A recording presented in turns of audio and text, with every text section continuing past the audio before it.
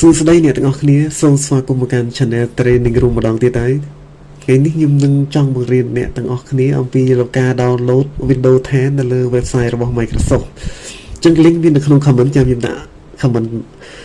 ខ្ញុំដាក់នៅក្នុង comment ហើយក្នុង description អ្នកទាំងអស់គ្នាអាច download ដោយខ្លួនឯងបានជាដំបូងអ្នកទាំងអស់គ្នាចូល website របស់ Microsoft មកអ្នកទាំងអស់គ្នាគ្រាន់តែ scroll down មកក្រោមអ្នកទាំងអស់គ្នាឃើញគេដាក់ Windows 10 2023 update version 22/2 បន្ទាប់មកកន្លែងនេះគេឲ្យយើង select edition យើង select ដាក់ Windows 10 Multi Edition ISO មកបន្ទាប់មកអ្នកទាំងអស់គ្នាចុចលើពាក្យ confirm រងចាំវាបន្តិចទៅបន្ទាប់មកកន្លែងនេះគេឲ្យយើង select language របស់ Windows អញ្ចឹងយើងចុច choose one កន្លែងនេះមកយើងយកភាសាអង់គ្លេស international មកបន្ទាប់មកចុចពាក្យ confirm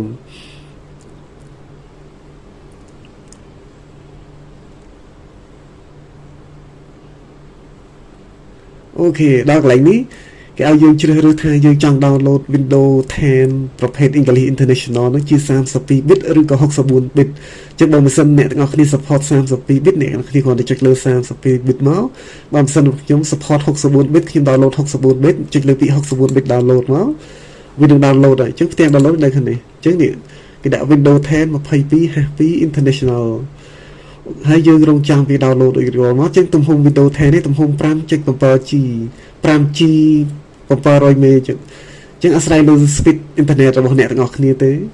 ចឹងរងចាំ download រួចរាល់អ្នកទាំងអស់គ្នាអាចយក file ISO ទៅប្រើបានហើយអូខេចឹងអ្នកទាំងអស់គ្នាវីដេអូនឹងអស់ហើយមានតែប៉ុណ្្នឹងទេបើអ្នកទាំងអស់គ្នាមានចម្ងល់អីអាច comment នៅក្នុងខាងក្រោមវីដេអូបានណា